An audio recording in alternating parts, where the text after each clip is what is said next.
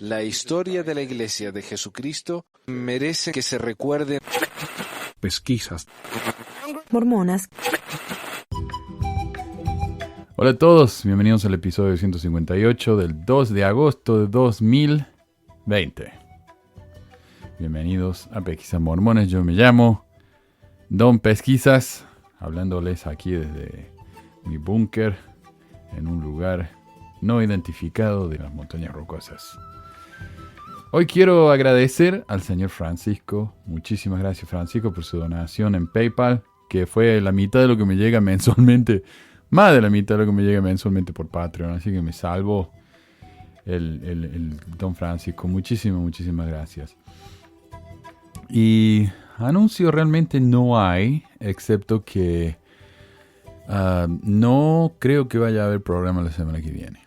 O sea, si me escuchan por podcast, no creo que vaya a haber. Si ven el canal de YouTube, va a haber, porque estoy publicando los programas del archivo, ya voy a explicar eso. Pero resulta que tengo trabajo nuevo, conseguí un trabajo nuevo el jueves. Así que ayer me la pasé todo el día moviendo cosas de mi aula a la escuela nueva.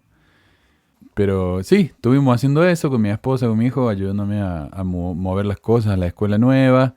Está todo tirado en el piso, en cajas, listo para ser organizado. Así que eso es lo que voy a hacer esta semana. Así que estoy bien ocupado esta semana. Ya empezamos las clases en 2 semanas más, así que voy a estar preparándome con las lecciones y el currículum nuevo que tenemos. Todo nuevo es.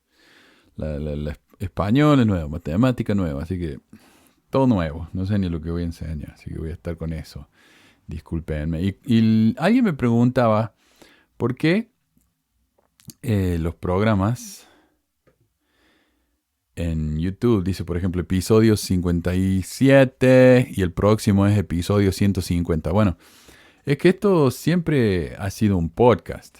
Si ustedes van a pesquisasmormonas.com o pesmor.com, van a encontrar ahí todos los programas del podcast, que son 258 hoy. En realidad son más, pero por ahí se me perdí la cuenta. O si van a cualquier aplicación de podcasts, yo lo hago en Podbean, así que si van a Podbean, Podbean, ahí me van a encontrar. Pero si usan iPhone, pueden ir a la aplicación de podcast o lo que sea, ¿no? Stitcher, creo que estamos ahí. Cualquiera, estamos en todas esas aplicaciones. Y hay, en casi todas las aplicaciones de podcast, no en todas, pueden escuchar todos los programas del podcast. Si no pueden, es un problema de su aplicación. Quiero aclarar. Pero está todo en el sitio web. Entonces yo empecé a poner programas en YouTube muchos años después de que empecé a hacer el programa. Entonces, qué sé yo, en el episodio 150 grababa, lo ponía en el podcast y lo ponía en YouTube. Mientras tanto, tenía 149 episodios que todavía no se subieron. Entonces, los domingos que no hago programa, subo un episodio al archivo y lo estoy haciendo en orden. Y ya estamos como en el 57, creo, por ahí. Por eso. Así que si ven el canal de YouTube, va a ver que hay un programa nuevo. Pero si me escuchan por podcast, no. Así que lo siento. Y esos son los anuncios, entonces. Que ya estoy empezando a estar ocupado. Acá el gobernador nos ha mandado que volvamos a la escuela. Esa es la última noticia. Aparentemente el profeta le dijo a él que estaba todo bien. Nada, digo nomás. En realidad el tipo es mormón y está tratando de apaciguar a todos los mormones que están en contra de que los chicos se queden en la casa un minuto más de lo que se tienen que quedar. Así que estamos ahí, dicen, y la ministra de Educación acá en Estados Unidos, la Betsy, ¿cómo se llama? Betsy algo, dice que los chicos no se enferman de coronavirus como los grandes, y si se enferman no les pasa nada. Claro, no tienen en cuenta las docenas y decenas de maestros y directores y empleados que trabajan en la escuela que nos vamos a acabar muriendo. Pero bueno, a ella qué le importa.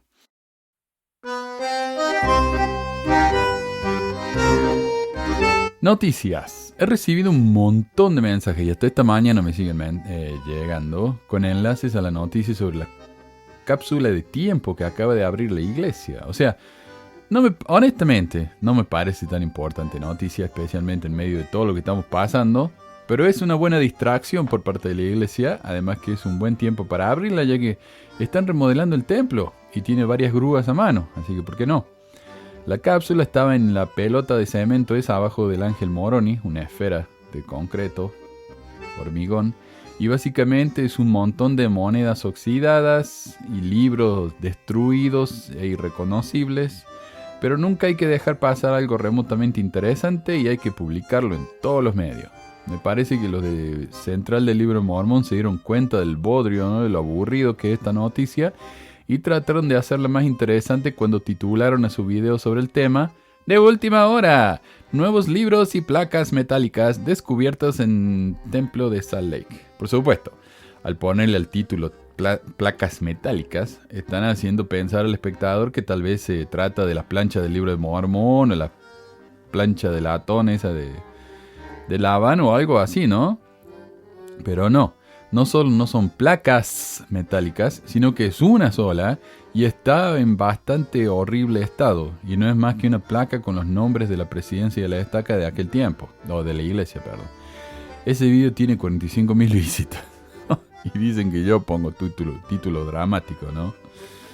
45.000. Pasemos a la noticia como fue reportada por la iglesia. La cápsula de tiempo del Templo de Salt Lake se abre 128 años después. Aunque la mayoría de los elementos dentro de la piedra angular del templo están en malas condiciones, la conexión humana es fuerte. Y es lo que tienen que decir para calmar un poco la decepción de la gente al ver que la cápsula de tiempo contenía libros negros y petrificados con el tiempo. No es mucho mejor que cuando Geraldo Rivera acá hizo un programa en vivo en los 80 en el que abrieron la bóveda de Al Capone, pensando que iban a encontrar dinero robado por el mafioso y hasta cuerpos de víctimas de asesinato, pero no encontraron nada más que un par de botellas vacías. Así que al menos Rivera tuvo la suficiente clase como para disculparse por la nadería del programa después de tanta expectativa. La iglesia no, hicieron un show de todos modos. La colocación de la piedra angular del templo de Salt Lake fue un evento seminal en la historia de la Iglesia de Jesucristo del Santo. El relato de un periódico describe el entusiasmo y el interés generalizado que tuvo lugar en la manzana del templo el 6 de abril de 1892. Una multitud de 30.000 personas se reunieron alrededor del templo, con otras 10.000 mirando de las calles cercanas desde los techos y árboles. Estaban allí para ver la pieza final colocada sobre este espacio sagrado de adoración que había estado en construcción durante 39 años. Incluso el clima de primavera fue maravilloso. Tienen que agregar eso, no sé por qué. Más que pacífico y hermoso, diría haberse deseado o haberse orado que el día en que se vio la consumación de un evento tan trascendental, dice el artículo, no exagero para nada. Un periodista en la cima del templo para presenciar la colocación de la piedra angular, incluido el depósito de una cápsula del tiempo que contiene libros, fotos, cartas, notas de papel, medallones y monedas, reflexionó sobre cuándo, cómo y bajo los ojos de quién sería exhumado en una época incalculable en el futuro. Para explicar, esto es una pelota, como digo, una esfera de hormigón. Adentro de la esfera hay 4 compartimientos y en cada uno de esos 4 compartimientos había cosas como monedas, fotos, papeles. Avance 128 años hasta el 18 de mayo de 2020. Un día tal vez igual en su clima, pero no en fanfarria. No había grandes multitudes presentes. Una docena de trabajadores de construcción removieron esa misma piedra angular de granito circular de 1.700 kilos, junto con el contenido de la cápsula de tiempo y la estatua del Ángel Moroni que se encuentra encima.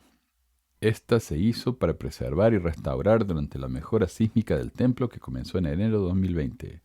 2 días después del retiro de la piedra del templo, la primera presidencia se unió a un pequeño grupo en el muelle de carga de la Biblioteca de Historia de la Iglesia para presenciar la apertura inicial de la cápsula del tiempo.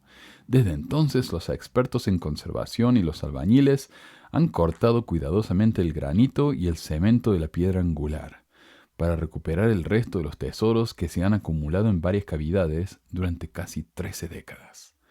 No esperábamos encontrar mucho porque sabíamos que el contenido de la piedra no había sido aislado del clima durante los 128 años que habían transcurrido, dijo el presidente Russell M. Nelson. Pero queríamos estar allí de todos modos, estar cerca y rendir homenaje a los líderes y valientes artesanos pioneros que contra todo pronóstico construyeron este magnífico templo. Los registros de periódicos detallan la mayoría de los artículos encontrados adentro. O sea, ya sabían lo que hay adentro de la cápsula de tiempo porque tenemos los diarios de la época, que escribieron todo lo que había. Los materiales estaban en las porciones norte, este, sur y oeste de la piedra angular. Algunos materiales, como una placa de cobre, monedas y medallones, están en buenas condiciones, aunque la placa no está en tan buenas condiciones, si la ve está toda oxidada. La placa de cobre con hojas doradas, descubierta en la cavidad norte, está inscrita con los nombres de las autoridades generales de la iglesia presentes para la colocación de la piedra angular del templo el 6 de abril de 1853, así como los nombres de las autoridades generales de la iglesia presentes en la colocación de la piedra angular en la misma fecha, en 1892. Se han encontrado unas 400 monedas, algunas monedas permanecen sin excavar en el hormigón. Sí, porque cuando hicieron esto, la gente podía venir y tirar monedas adentro. Incluso algunos dicen que lijaron un lado de la moneda y escribieron sus nombres ahí. O sea que arruinaron la moneda completamente. Los libros, fotos, cartas y notas, por otro lado, sufrieron daños importantes por el agua porque estaban rodeados de cemento. El concreto suda, se filtra y se calienta mientras se cura, dijo Twitchell. Y los libros esencialmente fueron esponjas para todo este proceso en el cemento. Y así simplemente se filtraron en toda esa humedad y se sentaron durante décadas y décadas y décadas. En la cavidad este y sur, el equipo de conservación encontró 12 libros, 7 de los cuales han sido identificados positivamente. Unos libros de Pratt, una copia del libro de Mormón de 1880, La perla de gran precio, Los mártires, Un bosquejo de las vidas y los relatos completos de martirio de José Smith Hiram, la Biblia, un intercambio de cartas entre el teólogo de los últimos días Orson Spencer y el reverendo William Cromwell. Las 7 fotos en la cavidad oeste están en un estado similarmente deteriorado debido al cemento. Los periódicos informan que la piedra angular contenía fotografías de José y Hiram Smith, Brigham Young, John Taylor, Wilford Woodruff, George Q. Cannon, Joseph F. Smith y el templo de Salt Lake. Debido a que no existe una fotografía de José Smith, los historiadores estaban entusiasmados ante la posibilidad de descubrir una. Las fotos están pegadas debido a la humedad del concreto que quedó atrapado dentro de la piedra angular, por lo tanto, no queda imagen fotográfica. Bueno, ese fue el artículo, o parte del artículo. Y hay que aclarar que, aunque se ha determinado cuáles son esos libros, eso no quiere decir que se puedan leer. De hecho, si uno ve la condición de los libros, son un desastre. Pero bueno, al menos las monedas están más o menos en buena condición y seguro que son más o menos valiosas. Al menos por su valor emocional. Además, alguien me mandó esta reacción a la cápsula de tiempo de la iglesia por WhatsApp. Dice, me gustaría discutir cómo la apertura de la cápsula del tiempo del templo de la iglesia Sud puede verse como una metáfora del estado actual de la iglesia. Libro de Mormón podrido. Creo que como este libro, la iglesia Sud se ha erosionado significativamente desde sus orígenes. Creo que muchas de las enseñanzas del libro de Mormón y cómo surgió, cómo fue traducido, no envejecieron bien, al igual que la lista de materiales en la cápsula del tiempo. Solo el dinero envejeció bien. Creo que el mejor éxito de la iglesia Sud se muestra en lo que envejeció bien en la cápsula: monedas, dinero. Hoy tenemos una iglesia en decadencia, en contracción y declive, pero ahora se justifican al observar su colección de 100,000 millones en casas club exclusivas con puntas de ídolos de monedas y oro que no hacen ningún bien a la comunidad en general. Y con esto no se refiere a los templos, los cuales están coronados por un ángel de oro, debajo del cual hay una roca llena de monedas, el cual no beneficia a la comunidad, ya que para entrar a esos templos hay que tener la tarjeta Super VIP exclusiva para quienes pagan la cuota mensual. El gerente del fondo Ensign Peak Advisors incluso dijo que el tamaño del fondo de la EPA, o Ensign Peak Advisors, que es donde tiene el dinero la iglesia, los 100,000 millones, solo podría mostrar al quórum de los 15 que la iglesia es verdadera. O sea, solo el dinero, no hay nada más que demuestre que la iglesia pueda llegar a ser verdadera, dice. Usar la riqueza terrenal para implicar que tienes valor va en contra de las enseñanzas superiores de Cristo, de colocar tu tesoro en las personas y el cielo, que la acumulación de riquezas no debe ser un objetivo clave para la vida. Imágenes de profetas y figuras clave irreconocibles. Creo que las historias de los hombres que fundaron la iglesia han sido encaladas, modificadas y cambiadas significativamente de su verdadera forma. Claro, los hemos limpiado, los hemos hecho más heroicos, más buenos. Esto es como las imágenes borradas y fusionadas, encontradas. Las historias verdaderas y coloridas de hombres reales, que promueven la fe o no, han sido cuidadosamente seleccionadas, borradas, blanqueadas, literalmente fusionadas para crear una narración falsa e insípida que carece de profundidad, interés y honestidad. Cápsula hecha con mala planificación para el futuro. La razón por la cual muchos de los artículos en esta cápsula de tiempo se arruinaron se debió a una mala planificación para el futuro. ¿Qué pensaron que pasaría si ponen papel en concreto? Otra metáfora potencial para la iglesia y José Smith haciendo afirmaciones extravagantes sin pensar en el futuro.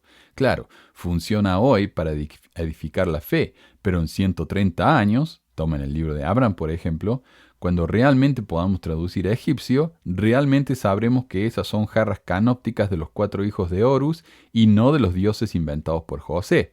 José no pensó en el futuro y no sabía que nosotros y los interminables apologistas tendrían que descifrar este húmedo y podrido desastre de la lista de materiales 130 años después. Simbolismo del sepulcro blanco. Una última cosa, hay una metáfora de un sepulcro blanco en todo este evento. Ay de vosotros, escribas y fariseos hipócritas, porque sois semejantes a sepulcros blanqueados, que por fuera, a la verdad, se muestran hermosos, mas por dentro están llenos de huesos de muertos y de toda inmundicia. Mateo 23. La iglesia sud es como una esfera blanca y limpia por fuera, pero por dentro lleno de ideas y comportamientos podridos y poco saludables que no permiten que la iglesia prospere como religión en 2020.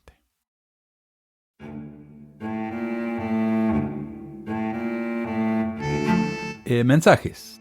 Me llegó información sobre el Mario Bascur, quien me dejó ese insulto en YouTube que leí la semana pasada y alguien me pasó este dato por WhatsApp. Hola Manu, te puedo pedir un favor, me puedes enviar el mensaje de Mario Bascur que apareció en el programa de hoy. Creo que es de mi ciudad y él fue grabado discriminando a una pareja gay en mi ciudad, gracias. Luego me pasó un enlace a una noticia de la cual aclara. La noticia fue nacional, pero el problema es que no sale nombre y tampoco que es miembro de la iglesia. Cuando le pregunté si sabía con seguridad que era él, me respondió que los miembros saben que es él y que del área le pegaron su buen tirón de orejas por eso. Hoy Mr. Bascur es presidente de Estac. Además en el video, que les dejo acá, al final del mensaje él dice su dirección. Así que si ustedes viven ahí en el norte, en Arica, en Chile, pueden verificar que es la dirección de él. Bueno, la noticia dice, una pareja homosexual de Arica difundió en las últimas horas un video en el que denuncian la agresión verbal de un individuo. Los afectados relatan que se despedían con un beso cuando fueron interceptados por un sujeto que descendió de un vehículo y los amenazó, según consta en el video, con golpearlos por incurrir en ese acto. Y este es el audio. Enseñándole. ¿Cómo pensar? Ándate para allá a la esquina o querés que te pegue. ¿Pero por qué? ¿Cómo que se te ocurre andar dándote besos acá, chato? ¿Pero cuál es el problema? Es feo, pues, chato, si eso no es normal. ¿Tú crees que eso es normal? Escúchame. ¿Qué pasa si yo fuera racista? Te estoy hablando con todo el respeto, pero bájame el tono de la voz. Escúchame. ¿Qué pasa si yo fuera racista y le pego a una persona que es negra frente a tu hija? ¿Qué le va a decir? Es que yo no le voy a pegar a un compadre negro porque es ¿Me negro, estás chato. pegando a mí? No te estoy pegando, estoy empujando para que te vayas para allá. Estás invadiendo mi metro No cuadrado. te estoy invadiendo, tonto. ¿Cómo Oye, te estás viejo, dando besos con el viejo, compadre acá? Si estoy eso no es estudiando normal. derecho, lo que tú estás Soy un haciendo- gay, compadre, no voy a ir dándote besos acá delante de toda la No, gente. ¿cuál es tu problema? Anda a hacer tus cuestiones a otro lado. No, tú estás mal. ¿Cómo que estoy mal, chato? Estás mal. ¿Cómo que estoy mal? ¿Estás mal? Si eso no es normal, Estás pajarón. mal. Estás mal. No es normal. Estás Mira, mal. te doy un minuto para que salgas de acá, voy a buscar un palo, chato. Yo voy a llamar a Carabineros, no te Voy preocupes. a llamar a Carabineros, chato, anda a hacer lo que queráis, eso no es normal, tonto. ¿Ah? ¿Tú crees que es normal dándote besos en la calle? Por supuesto que es normal. No es normal, pues, chato, ni menos con una persona, chato, y si los dos son hombres. ¿Aló? Los dos son hombres, chato. Hola, quiero hacer una denuncia contra discriminación. Discriminación, chato, como de discriminación, soy pajarón. ¿Aló? Yo vivo ahí en la esquina, chato, 568. Dice, no ¿Ya? se preocupe, no se preocupe. Pajarón, nomás. Quiero buscar aquí, chato, ¿no? ¿Aló? Sí, hola, una persona me acaba de agredir físicamente. Una joyita el Báscura. Esto pasó hace como 5 años y hoy es presidente de esta. Está bien. Y se va al internet a insultar a la gente. Muy bueno. Nicolás me escribió para contarme. A mi papá los entrevistaron, les entregaron sus recomendaciones y después, mientras esperaban, les dijeron que no habían hecho bien las cuentas, que faltaba una cantidad, le sacaron las recomendaciones de sus manos a mi mamá de dentro de su bolsa prácticamente. Cuando mis papás llegaron, tuvieron que ir nuevamente para tener esta recomendación. Casi mis papás no consiguen entrar al casamiento de su hijo, tuvieron que pagar para entrar a un templo que ni paga impuestos justos o debidos en el país que reside. Increíble. Hace un tiempo hablé acerca de, ¿cómo se llama? Corior, el anticristo mormón, que sale en el libro de Mormón, y ese es uno de los insultos favoritos de los mormones, decirme que yo soy Corior. Me da una risa. Pero bueno, ellos creen que es un insulto. A pesar de que Corior es un personaje fascinante, para mí uno de los mejores desarrollados en el libro de Mormón, y uno de mis favoritos. Y un oyente me dejó este mensaje. La clase de hoy de Ben Sígueme en los hombres jóvenes, en el sacerdocio único, se trató acerca de Corior. Entonces me pidieron que la preparara. Así que anoche y hoy me puse a ver tu video acerca de Corior. Y creo que me dio una manera muy distinta de ver las cosas ahí con la misma escritura, ¿no? Y utilicé el tiempo o los argumentos que vienen ahí mismo de la escritura para enseñarles a los jóvenes acerca de la libertad religiosa, sobre la libertad de expresión, ver que, pues eso, ¿no? Que el pueblo cuando lo toma y lo amarra y lo lleva con el sacerdote, pues son los verdaderos villanos y ellos estaban haciendo las cosas en contra de la ley, ¿no? Lo gracioso es que estaba a un lado, o estaba dentro de la misma sala de Zoom, el obispo del barrio y no podía decir nada porque estaba la escritura allí, ¿no? Y entonces yo me enfoqué mucho en esa parte, en que era la gente, la ley, y no les prohibía, pero ellos lo tomaron como prisionero para ser llevado a juzgar, cuando ninguna ley decía que estaba bien. Y les mostraba lo de Abinadí, ¿no? O sea, cómo Abinadí llega a un lugar donde no hay pues cristianos y es sacrificado o es martirizado, y como Corior pues tiene una suerte similar, pero pues es visto como el villano, ¿no? Entonces les dije que iba a ser yo como el abogado de Corior, y el obispo pues te digo no tenía para dónde hacer eso porque ahí estaba en la escritura.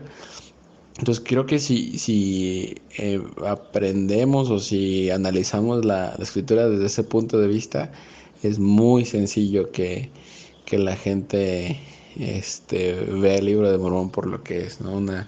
Una ficción, una buena historia ni siquiera tan buena sobre filosofía, ¿no? De hecho, les decía a los jóvenes que quizá la idea de Corior, o sea, para no irme tan lejos del script de la iglesia, o sea, bueno, quizá Corior iba a ser el siguiente Hugo Chávez o el siguiente Che Guevara o Fidel Castro, y quería quitar al gobierno anterior, generar un cambio.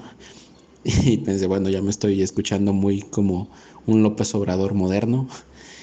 O bueno, como un López Obrador de su tiempo, ¿no? Que quiere hacer un cambio completo en todas las cosas, ¿no? Entonces, gracias por ese análisis, aunque fue ya hace algún tiempo, pero creo que ha servido al menos para mí y para varios jóvenes que lo escucharon el día de hoy. Y nada, solo agradecerte eso. Gracias, mano. Dion Zagal dice, hola Manu, me acordé de este pasaje bíblico donde no recuerdo si fue Jacob o Abraham, que criaba cabras junto a su pariente, tampoco recuerdo si era su tío o un cuñado, y Dios le dio una buena idea para hacerse más rico a costa de su pariente. Era que mezclara las cabras de un color rayado o manchado y dejara aparte las cabras de un solo color. Como dije, no recuerdo exactamente el desarrollo textual del evento, pero el tema era que este patriarca se valió de un ardid para hacerse con más cabras y por ende más riquezas a costa de su pariente. Lo que sí recuerdo es que esa es la forma de hacerse rico según la corporación. Si es en nombre del Señor, el fin justifica los medios, y lo vemos en su coherencia de tener acciones en empresas que infringen la palabra de sabiduría, si esto les genera dividendos, sin mencionar los locales que tienen en su otro templo, comerciales en Salt Lake City. Claro, está hablando del City Creek, que está lleno de negocios que venden no solo café y té, sino alcohol. Y ellos me dicen, pero no es la iglesia la que vende eso, son los negocios. Sí, pero la iglesia podría decir, yo les alquilo un local aquí en mi mall, que es un mall muy central, una excelente ubicación, pero no pueden vender café, no pueden vender alcohol. La iglesia no hace eso. Y encontré la escritura, y es realmente peor de lo que nos dice acá el amigo Dion Zagal. Dice, está en Génesis 30, dice, trampas entre Jacob y Labán. Y Labán, ahí tenemos un nombre, uno de los nombres que usó José para su libro Mormón. Después que Raquel dio a luz a José, Jacob dijo a Labán, que era su suegro, déjame regresar a mi propia tierra, dame mis hijos y mis mujeres, por ellas he trabajado contigo, y déjame ir, tú sabes bien cómo he trabajado para ti. Pero Labán le contestó, por favor quédate conmigo, he sabido por adivinación que el Señor me ha bendecido por medio de ti. Dime cuánto quieres ganar y te lo pagaré. Entonces Jacob le dijo, tú sabes bien cómo he trabajado para ti y he cuidado tus animales. Bueno, dice, ¿cuánto quieres que te pague? Dice, no me pagues nada, respondió Jacob. Volveré a cuidar tus ovejas y si aceptas lo que te voy a proponer. Déjame pasar hoy por entre tu rebaño para apartar todos los corderitos negros y todos los cabritos manchados y moteados. Ellos serán mi salario. Así, cuando más adelante vengas a ver lo que he ganado, tendrás la prueba de mi honradez. Pues si en mi rebaño hay cabras que no sean manchadas o moteadas, o corderos que no sean negros, será que te los he robado. Está bien, acepto lo que propones, dijo Labán. Pero ese mismo día Labán apartó todos los chivos rayados y moteados y todas las cabras manchadas y moteadas o que tenían algo blanco y todos los corderos negros y se los dio a sus hijos para que se los cuidaran. Luego se fue con este rebaño del lugar donde estaba Jacob a una distancia de 3 días de camino. O sea, Labán le quiso robar a Jacob apartando los chivos que tenían manchas o que eran negros. Le dio todos los chivos lisos, o sea que no se iba a poder llevar nada. Qué caca, ¿no? Jacob, por su parte, siguió cuidando las ovejas de Labán. Cortó ramas verdes de álamo, almendro y castaño y las peló para que se pudieran ver rayas blancas. Luego puso las varas ya peladas frente a los rebaños en el lugar donde tomaban agua. Allí era donde los machos se unían con las hembras y como lo hacían delante de las varas, sus crías nacían rayadas, manchadas o moteadas. Claro, ¿ves?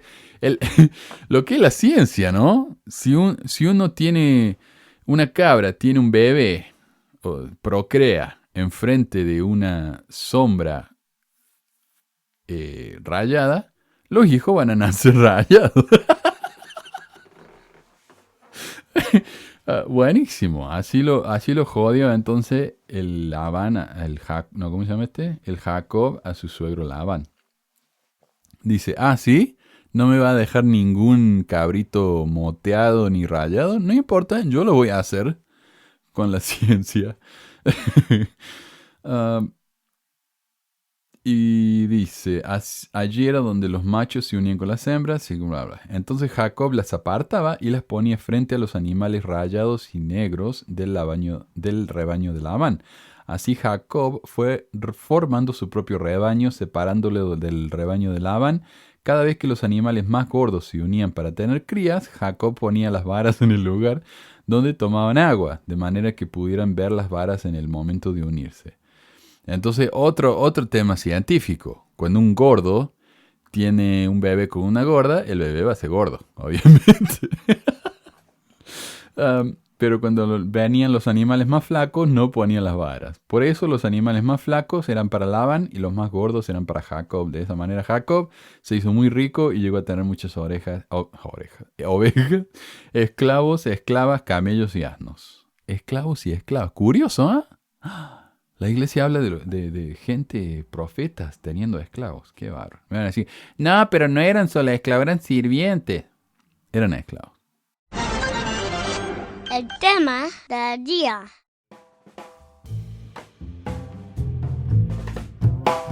Bueno, pasemos al tema del día y después tengo un mini tema al final. El fin está cerca. ¿Por qué algunos santos de los últimos días y otros piensan que sí? Se suponía que el mundo terminaría el miércoles, pronosticó una pareja condenada y rumbo a la prisión de santos de los últimos días en Idaho, y marcará el comienzo de la segunda venida de Jesucristo. Es la pareja esa que mató a los hijos de la mujer. Sin embargo, si estás oyendo esto, sabes que la Tierra continúa girando, sin señales de salvador cristiano. Y la pareja de Chad Daybell y Lori Vallow están en la cárcel enfrentando cargos relacionados con la muerte de los dos hijos de Vallow. Sin embargo, no importa cuán desacreditados estén los Daybells, todavía hay cientos, si no miles de santos de los últimos días y otros creyentes que buscan signos del apocalipsis profetizado e insisten en que es inminente. Algunos, de hecho, calculan que el final llegará en algún momento de julio o agosto, según su interpretación de las escrituras. Con el coronavirus cerrando las sociedades, el colapso económico agotando las finanzas y las protestas llenando las calles de tantas ciudades, además de un cometa extraordinario que vuela por el cielo, así como temblores sacudiendo el suelo, no es de extrañar que estas almas estudiosas vean signos del fin en todas partes. Y eso el cometa está interesante. Yo ni sabía, pero tengo un amigo que está muy interesado en ese tema y fuimos a acampar con él. Ahí él tiene un terreno en Idaho. Y mi otro amigo que vino también, él tiene una de esos binoculares infrarrojo, no sé qué, para ver a la noche. Y miramos y ahí está, se notaba el cometa con la cola y todo. Yo no sé si se ve en Sudamérica, pero acá duró como una semana el cometa ese. Fascinante. Y otra cosa también, escuché que en South Africa, creo que por ahí, hubo una plaga de langostas. Así que se están cumpliendo todas las profecías, ¿no? Para que se venga el fin del mundo. Incluso sin estas circunstancias extraordinarias, el mismo nombre de la fe con sede en Utah, la Iglesia de Jesucristo de los Santos de los Últimos Días, proclama que estos son los últimos días. Y el presidente de la Iglesia, Russell M. Nelson, aunque no dio una fecha, ha hecho referencia a la segunda venida más que sus predecesores inmediatos. Claro, ningún otro profeta se la pasaba hablando del fin del mundo. Parece que Nelson sí. Y nos pide que tomemos las vitaminas y nos preparemos y todo eso. Por su parte, la pronosticadora mormona Julie Rowe, de la que ya hemos hablado, quien afirma tener poderes visionarios, descarta la profecía de Daybell. El que dijo que el fin del mundo iba a ser el miércoles pasado. Le he pedido al Señor una y otra vez, pero he recibido nada, dice en una entrevista telefónica. Chad Daybell está engañado. David fue el editor y amigo de Rowe durante años, pero ella dice que ahora se ha entregado a la lujuria y la codicia. Desde sus momentos iniciales, el mormonismo se construyó sobre la base de creencias milenarias, dice el autor Christopher Blythe. Y está interesante porque Blythe ha escrito un libro, está por ser publicado la semana que viene, creo, acerca de los mormones y el fin del mundo. Él es un mormón fiel, trabaja para FAIR y todo eso, ¿no? BYU. Y el problema es que el libro ese sale como $50 en la versión de Kindle. Así que parece que Don Pesquisa no lo va a poder leer, a menos que lo compre la biblioteca acá, pero dudo. En el primer encuentro público del fundador de la iglesia José Smith con un visitante de otro mundo en 1823, Blythe señala que el ángel Moroni, conocido por el Libro de Mormón, mantuvo despierto al futuro profeta, vidente y revelador toda la noche, citando profecías bíblicas sobre los últimos tiempos y diciendo que su cumplimiento estaba a la mano. Desde ese día hasta hoy, dice Blythe, la iglesia ha predicado firmemente que existía en los últimos días, pero al final siempre se describió que estaba una generación apartada o más. Claro, la próxima generación. Y luego la próxima generación dice, no, en la próxima. Y así han ido con como 200 años. Bueno, recordemos que José Smith dio una fecha para la llegada de Jesucristo y no se dio. Raramente tenemos momentos en los que los líderes de la iglesia hayan dicho que solo faltan unos pocos años, dice el académico e investigador asociado al Instituto Maxwell de la Universidad Brigham Young. Sin embargo, el año pasado, Nelson llamó a la dedicación de la fe de un templo en Roma un punto de referencia en la historia de la iglesia. Las cosas avanzarán a un ritmo acelerado, dijo al Church News. La iglesia va a tener un futuro sin precedentes, sin paralelo. Estamos avanzando a lo que está por venir ahora. En enero reiteró este punto en sus cuentas de redes sociales, instando a los miembros a reflexionar sobre lo que significa para ellos la fundación de la fe. Este es un punto clave en la historia de la iglesia, escribió Nelson, y su parte es vital. En la revista de la Ensign, de la iglesia, de abril, Nelson escribió sobre el regreso de Jesús. Estamos acrecentando hacia el clímax de esta última dispensación, cuando la segunda venida del Salvador se hará realidad, dijo el líder de 95 años, recordando a los fieles que un preludio necesario es la reunión tan esperada del Israel disperso. Nelson luego describió el reino triunfante de Cristo. Gobernará desde 2 capitales mundiales, una en la antigua Jerusalén y la otra en la nueva Jerusalén, construida sobre el continente americano, dijo el líder santo de los últimos días. Desde esos centros dirigirá los asuntos de su iglesia y reino. Incluso se construirá otro templo en Jerusalén. La tierra volverá a su estado paradisíaco y se hará nueva. Habrá un cielo nuevo y una tierra nueva. Hosana. Sin embargo, Nelson no dio una fecha para estos eventos, obvio. Si los santos de los últimos días se ponen demasiado entusiastas tratando de determinar las fechas, Blythe señala que la iglesia ha tenido un objetivo regular de desalentarlos de pensar que está a la vuelta de la esquina. Y yo recuerdo, no sé si fue Holland o uno de esos, pero hace unos años me acuerdo que uno de los apóstoles dijo, sí, Jesucristo está por venir, pero no dejen de plantar árboles y de sacar préstamos para casas de plazos de 30 años. O sea, diciendo, sí, ya viene, pero no se apuren. Capaz que fue Parker, no me acuerdo, fue uno de esos. Eso no ha impedido que algunos miembros que han tenido sueños o visiones, o que han pasado años tratando de juntar pistas en las escrituras, busquen espacios seguros para tener estas conversaciones, explica el académico, ya sea en pequeños grupos familiares o en pequeños grupos de mentalidad similar. Y yo creo que por esto también fue que la iglesia prohíbe que los miembros se junten a estudiar las escrituras juntos. Uno pensaría, ¿cómo van a hacer eso si eso es algo bueno, ¿no? Juntarse a estudiar las escrituras con un grupo de amigos. La iglesia dice, no.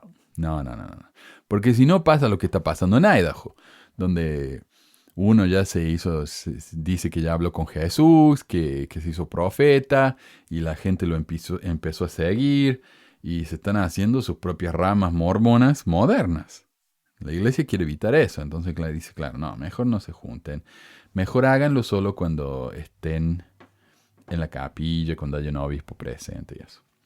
A primera vista, estos observadores del mundo parecen ser santos de los últimos días, fieles, leales a la institución y a la tradición, dice la directora de Sandstone, Lindsay Hansen Park. Los líderes laicos locales toleran las interpretaciones más radicales de las escrituras mormonas que adoptan, dice Park, porque se forman en grupos geográficos donde ya se han sembrado las bases para las ideas extremas. Claro, los pobres obispos, ¿qué van a hacer? ¿Tratar de detener eso? No pueden. Ya está demasiado arraigado eso. Y son más que nada en zonas rurales estos problemas, ¿no? O en ciudades chicas. Por eso esto no se ve en Salt Lake o en Provo, sino en zonas apartadas de Idaho, en Wyoming, así. Los santos de los últimos días del oeste, incluyendo el clan de... esta literación. El clan de Cleveland Bundy, a menudo abrazan los valores rurales libertarios, dice, porque los problemas de soberanía y las guerras de campo están profundamente vinculados a la fe para muchos en el área. Y esta es una aclaración que quiero hacer, que me parece fascinante. Es el tema de la soberanía. entre los miembros más rurales de la iglesia. Los que creen que el gobierno no tiene autoridad sobre ellos, ¿no? Y cosas así. Ese es el grupo al que les habló Bednar cuando dijo que el gobierno no debería tener autoridad para decirle a las religiones lo que pueden hacer y lo que no. Ya sabrán que muchos gringos, especialmente aquí en el oeste y en el sur, son rápidamente independientes. Gente que en lugar de confiar en su comunidad para ayudarse entre sí, son de la opinión de que cada uno debería arreglárselas como pueda. Aunque muchos piensan eso hasta que les toca estar en una situación donde necesitan ayuda. Por ejemplo, hace unos años, durante las manifestaciones del Tea Party contra Obama, muchos se quejaban de que Obama quería crear un gobierno socialista, pero no querían que nadie les tocara sus beneficios médicos subsidiados por el gobierno, la definición misma del socialismo. Otro tema curioso es el de los ciudadanos soberanos, algo que los Bundy creen que ellos son y que muchos mormones del campo también creen. Y el amigo ese que les digo con el que fui a acampar, el papal de él es un ciudadano soberano y el pobre se agarra la cabeza cada vez que habla de eso. Le da vergüenza, pero es un tema tan fascinante. De hecho, yo diría que entre los mormones menos educados y más rurales, el tema de la ciudadanía soberana es una epidemia. Para aclarar, un ciudadano soberano es alguien que piensa que son un país independiente. O sea, el país de Juan Pérez, por ejemplo. Soy yo soy Juan Pérez, yo soy mi propio país. Por lo que el gobierno federal de los Estados Unidos no tiene poder o autoridad sobre ellos. Como ciudadanos soberanos piensan que no tienen que pagar impuestos, no tienen que ir a la cárcel si son arrestados, no confían en el dinero que está hecho por el gobierno, sino que prefieren comerciar en oro o en plata. El FBI ha determinado que muchos de estos ciudadanos soberanos, como la familia del mormón Cleveland Bundy, son terroristas locales y que hay aproximadamente 100,000 ciudadanos soberanos declarados y fuertes, mientras que otros 200,000 solo usan técnicas de los ciudadanos soberanos para no tener que pagar multas de tráfico o para tratar de salirse con la suya cuando se los encuentra en posesión de droga. Dice, no, oficial, lo siento. Yo sé que usted piensa que me puede arrestar, pero yo soy un ciudadano soberano. Usted no tiene autoridad sobre mí. Estos ciudadanos soberanos prefieren vivir off the grid o fuera de la red, es decir, fuera del sistema, por lo que no registran a sus hijos con el gobierno cuando nacen, no tienen números de identificación, no van a la escuela y básicamente viven tratando de no ser identificados por el gobierno. Muchos mormones fundamentalistas polígamos pertenecen a esa categoría. Sin embargo, son algunos de los mayores abusadores del sistema de ayuda proveídos por el gobierno. Los Jeffs, del Warren Jeffs, por ejemplo, fueron encontrados culpables de recibir más de $1 millón por parte del gobierno de manera fraudulenta. Y los Kingstons, acá de Bountiful, han sido acusados de tratar de estafar al gobierno por más de $10 millones. O sea, son unos aprovechadores de lo peor.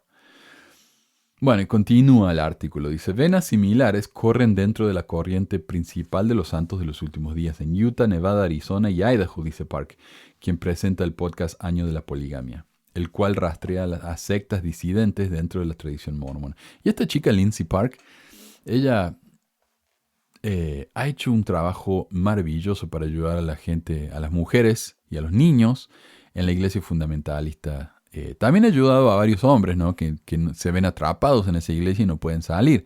Entonces ella ha ido con su gente, con ayuda, por supuesto, con camiones, y han sacado a estas mujeres de esas, que son casi como reservaciones, los compounds, eso que tienen, donde viven, sin libertad ni nada, y les ha ayudado a formar parte de nuevo de la sociedad normal.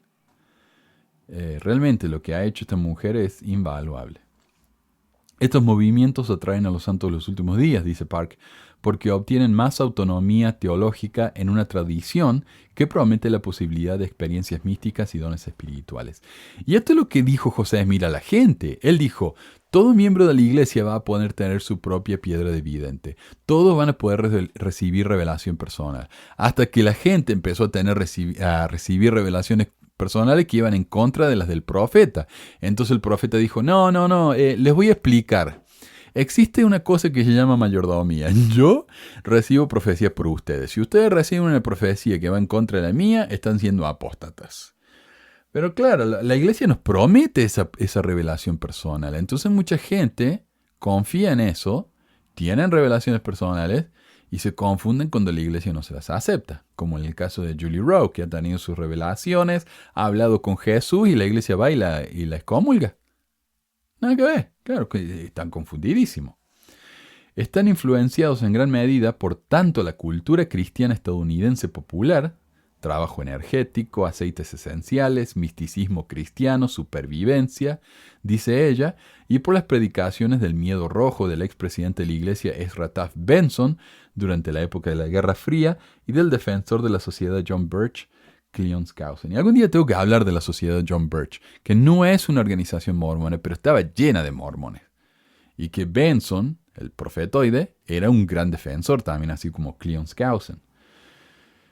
Benson, secretario de Agricultura de los Estados Unidos bajo Dwight Eisenhower y más tarde el 13º presidente de la iglesia, creció en una granja de Idaho. Y ahí cuando volvimos del terreno de mi amigo, pasamos por el cementerio donde está enterrado don Benson. A través de los años se convenció cada vez más de las conspiraciones de la Guerra Fría y los escenarios del fin del mundo. Fusionó esos medios con las escrituras y las enseñanzas mormonas, presentando sus ideas en muchos foros de la iglesia, incluso en las conferencias generales, dice el historiador y biógrafo de Benson, Matthew Harris. El estado apostólico de Benson llevó a muchos miembros a creer que sus ideas eran respaldadas por la iglesia, dice Harris, como si representaran una posición dominante en lugar de la periferia. Claro, la posición de Benson no era lo que creía la mayoría de los mormones, era lo que creían algunos. Pero los que creen en eso, lo creen bien fuertemente. Son fanáticos. A pesar de ser reprendido regularmente por otras autoridades de la iglesia, incluidos los presidentes David McKay, Joseph Fielding Smith, Harold B. Lee y Spencer W. Kimball, continuó llamando al movimiento de los derechos civiles una trama comunista. Y esta es una de esas cosas tan asquerosamente racistas disfrazadas de miedo político. Benson enseñó una y otra vez que la lucha por los derechos civiles de los negros durante los 60 y los 70 era un complot para convertir a los Estados Unidos en un estado comunista. Y que, como me decía el Mario Bascur, sos un comunista, eres un comunista. Y que los negros estaban siendo usados por Rusia y China, y por eso Benson estaba en contra de los derechos civiles de los negros. No porque pensara que los negros no se merecían tener los mismos derechos que los blancos, decía, sino que amaba demasiado a la democracia como para verla amenazada por este plan tan malvado. Esto, por supuesto, asume que los negros no eran lo suficientemente inteligentes como para organizarse a sí mismos y con estos grupos de protesta, como Martin Luther King, por ejemplo. No podía ser un manifestante independiente que expresaba sus propias ideas educadas, sino que todos sus discursos tan conmovedores eran parte de un plan comunista. Los negros en general no eran más que títeres, lo cual a mí, me parece, es más insultante que si Benson hubiera simplemente admitido que él era un racista que no quería que los negros tuvieran los mismos derechos que él. Esto es similar a la teoría de José y de tantos otros en su época, que pensaban que los indios neoyorquinos no tenían la capacidad técnica de construir los montes fúnebres en su área, por lo que los indios en realidad tenían que ser hebreos, que se habían vuelto salvajes e ignorantes con el tiempo. Este tipo de teoría infantiliza a estos grupos de personas al punto de convertirlos en una caricatura o incluso en una raza no perteneciente al género humano. Es racista y deshumanizante. Continúa. Sus advertencias, de Benson, de los últimos tiempos sobre las Naciones Unidas, sobre un nuevo orden mundial y la necesidad de armarse contra un estado policial para proteger la Constitución, se transmitieron a cada nueva generación. Y hoy, décadas más tarde, todavía hay un montón de conspiranoicos que viven con el miedo de las mismas cosas. Testimonio de que o la gente no es capaz de revisar la historia de sus paranoias o de que el nuevo orden mundial y la ONU son increíblemente ineficaces e ineptos. Lo nuevo en el movimiento apocalíptico actual, dice Harris, es la inclusión de experiencias reveladoras cercanas a la muerte, que pueden ser convincentes y difíciles de controlar. ¿Cuántos libros hay de chiquitos que se han muerto y ido al cielo y vuelto? Y los padres se llenan de plata con esos libros. ¿Cuántos libros hay de gente que dice que ellos se murieron, fueron al infierno y volvieron? Está lleno, está lleno. En 2014, Rowe, una madre mormona de 3 hijos en Kansas City, Missouri, detalló su experiencia cercana a la muerte, una década antes, en un libro que se llama Greater Tomorrow, A Journey Beyond the Veil, que es uno de los libros que ya terminé, que voy a hablar en un programa futuro. Ella escribe que visitó el más allá y vio visiones del pasado y del futuro. El libro despegó, dice ella, vendiendo más de 60,000 copias y Rose se convirtió en una oradora muy solicitada. Entonces cuando me dicen a mí que algo es verdadero porque es muy popular, vean esto. Ni los mormones fieles creen en esto, sin embargo la mujer vendió 60,000 copias. Aunque no ofreció fechas específicas para los eventos predichos, sí describió las ciudades de la luz, que incluyeron decenas de tiendas blancas donde la gente vivía en las montañas y a veces se alimentaban de maná celestial. Ella vio una bomba de Libia aterrizando en Israel, pero Irán tomará el crédito. La sede de la Iglesia Sur recibió tantas preguntas sobre Roe que los funcionarios de la Iglesia enviaron una carta a los administradores y maestros del sistema educativo de la Iglesia diciendo que su libro no estaba respaldado por la Iglesia y que sus experiencias no necesariamente reflejan la doctrina de la Iglesia o pueden distorsionar la doctrina. Aún así, su popularidad se disparó mientras continuaba publicando libros con Spring Creek Books Co. en Rexburg, Idaho, dirigido por Chad Daybell. Y ella tiene su programa, no su podcast. Y ella dice, bueno, voy a ir a Utah a hacer una sesión de energía. Ella cura a la gente con energía, ¿no? Una sesión de energía. Y si van a la reunión, que sale un montón de plata, no pueden traer sus teléfonos. Nadie puede traer teléfonos, no pueden traer papel y lápiz para escribir notas, nada. No pueden traer nada. El 26 de mayo de 2019, Roe anunció en su podcast que había sido excomulgada de la iglesia por apostasía, enseñanza de doctrinas falsas, superchería sacerdotal y difamación del buen nombre de la iglesia. Y dijo que era el trabajo de hombres corruptos que se habían infiltrado en el liderazgo de los santos de los últimos días.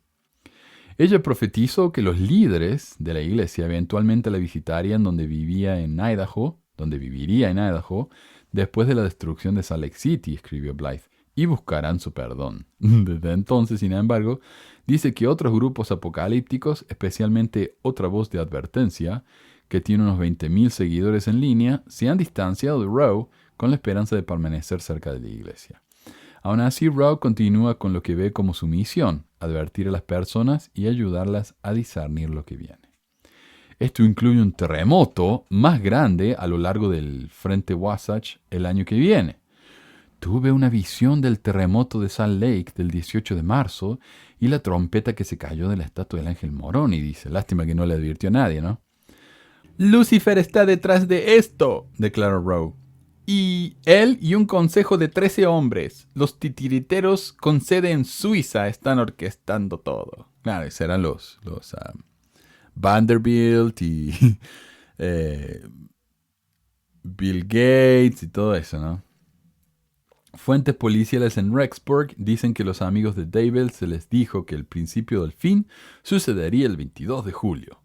Lori mencionó a menudo que el mundo terminaría en 2020 y Jesucristo regresaría a la tierra. Ella basó esta creencia en el estudio de las Escrituras y la investigación. El miércoles, muchos ex devotos de Daybell publicaron alegremente en las redes sociales, marcado a salvo de la segunda venida de Jesucristo. Los santos de los últimos días continúan intrigados al tratar de descubrir los significados en los versos mormones y apocalípticos bíblicos, especialmente en medio del COVID-19. Un video de YouTube dirigido a los santos de los últimos días utiliza muchas de estas escrituras para construir una línea de tiempo llena de eclipses solares y especulaciones sobre los tiempos de tribulación, y se ha visto más de 636,000 veces. No, si le digo, para ser popular hay que hablar estupidez en YouTube. Yo hablo cualquier gilada, hablo del fin del mundo, del nuevo orden mundial y me hago rico acá. Hace 5 meses la mayoría de los santos de los últimos días hubieran ignorado el video por completo, dice Blythe. Ahora tiene una gran audiencia. Y bueno.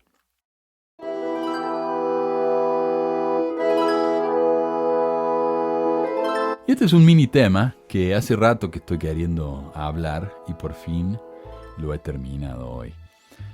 Y tiene que ver con la conexión de la iglesia con sus apologistas. Y voy a explicar por qué esto es un problema. Los apologistas de la iglesia mormona son grupos o personas independientes que tratan de dar explicaciones que justifican los temas controvertidos o contradictorios de la doctrina e historia de la iglesia. En el pasado, la iglesia citó con frecuencia a estos apologistas, pero esto ya no se ve tan frecuentemente y es con razón. Pensemos en las veces que los supuestos líderes de la iglesia dieron alguna explicación a un tema difícil. En el pasado, McConkie trató de explicar la doctrina de Adán Dios diciendo que Brigham Young nunca la enseñó y que quienes la enseñan están cometiendo herejía. Hoy sabemos sin duda que sí fue enseñada, aunque la reacción de la iglesia es un ejemplo de cómo lidia hoy día con ese tipo de temas. Los ignora completamente.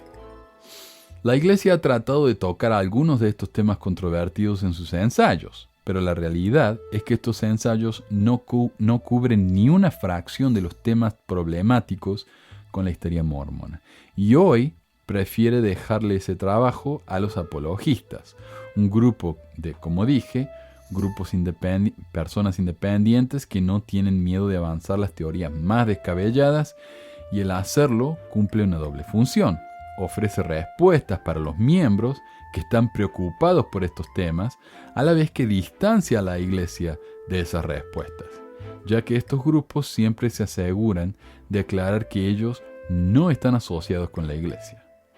Las respuestas de los apologistas solo cumplen la función de calmar los nervios de los miembros con dudas, y casi sin excepción, sus respuestas son refutadas gracias a nuevos descubrimientos científicos.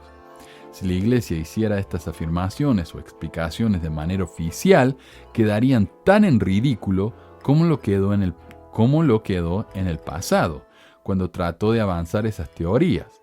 Pero ahora, como son los apologistas quienes hacen eso, ellos son quienes quedan en ridículo y la iglesia supuestamente queda oliendo a rosas. Hoy tenemos tantos discursos del pasado en la iglesia explicando que todos los indios de las Américas son los lamanitas, que hoy, cuando el ADN demuestra que no tiene nada que ver los indios americanos con los hebreos, entonces la iglesia se quedó callada y dejó de hablar del tema, mientras que los apologistas se la pasan tratando de explicarlo. ¿Ven? De esta manera, los apologistas son la proverbial persona que se para enfrente de otra para detener la bala. El problema para la iglesia es que para la persona informada, esa conexión entre la iglesia y sus apologistas es bastante clara y obvia. Pero veamos los intentos lamentables de Fair Mormon, el grupo apologista más importante y famoso en este momento, en tratar de desligarse de su relación con la iglesia. Un artículo en una de sus páginas dice: Fair no está conectado con la iglesia. Están afiliados con la iglesia Sud. No estamos afiliados con la iglesia de Jesucristo del Santo Resumen. Sin embargo, los miembros de Fair Mormon están comprometidos a defender a la iglesia y a ayudar a la gente a mantener sus testimonios.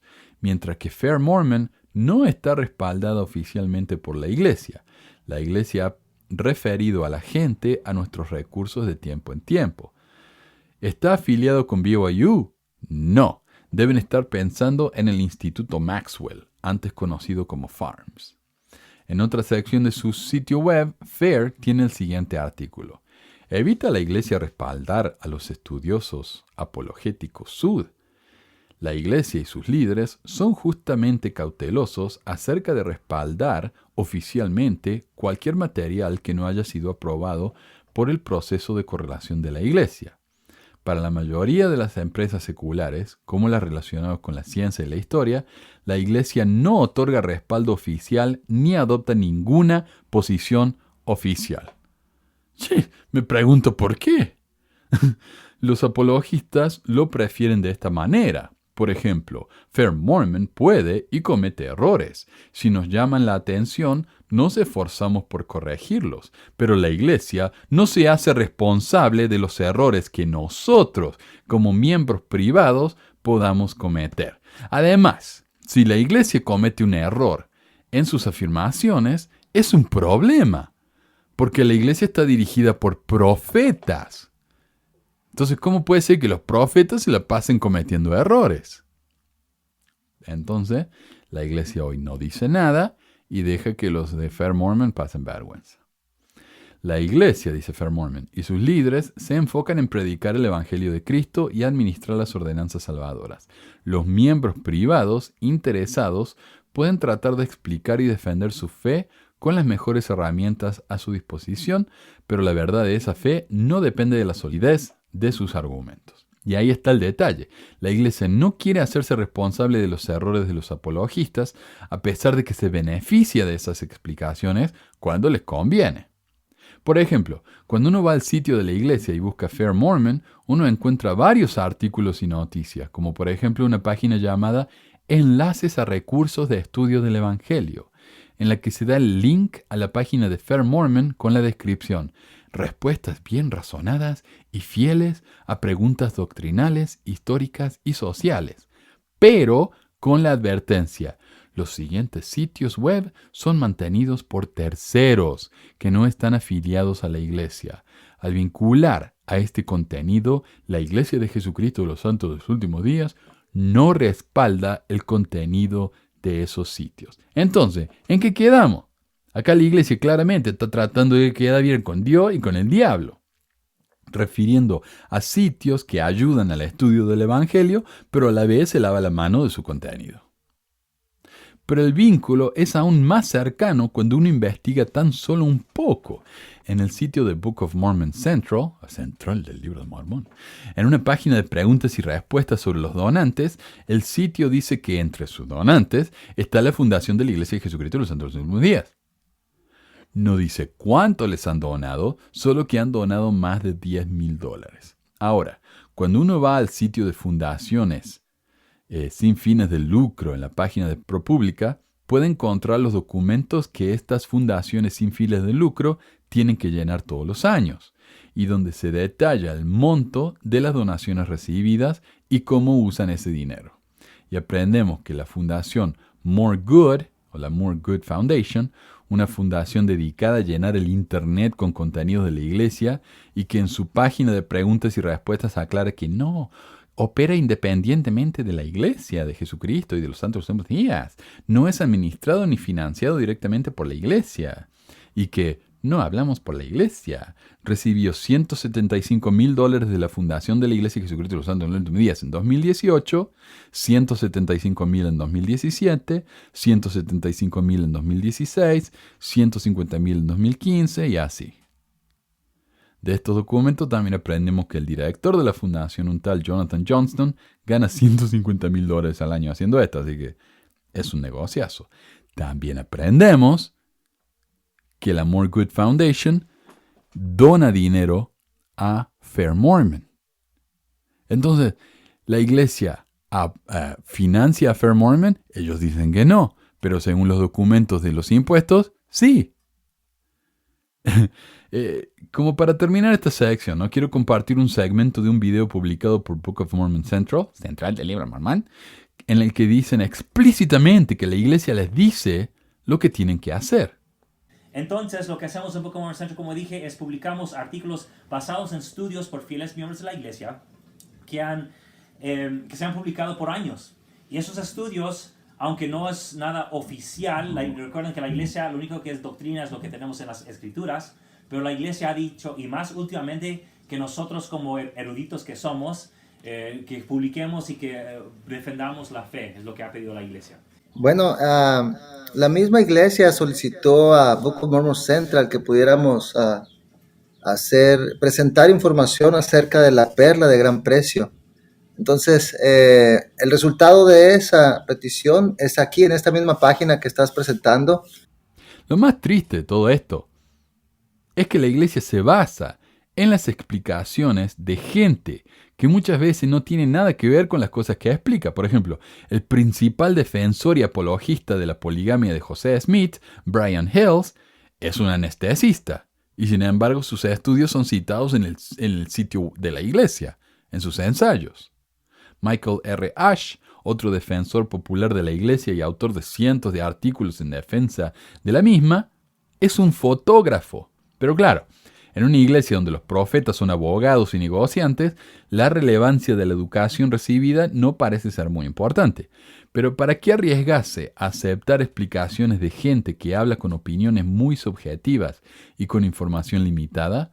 ¿Por qué no pedirle al profeta de turno que en una de esas reuniones que tienen los jueves en el templo donde hablan con Jesús, que le pregunte dónde están las espadas de acero, cuántos cerros Cúmoras hay, dónde vivió Ley, dónde encontrar el ADN hebreo en las Américas, dónde está Zarahemla y cosas así? Sería fácil y evitaría tantos problemas.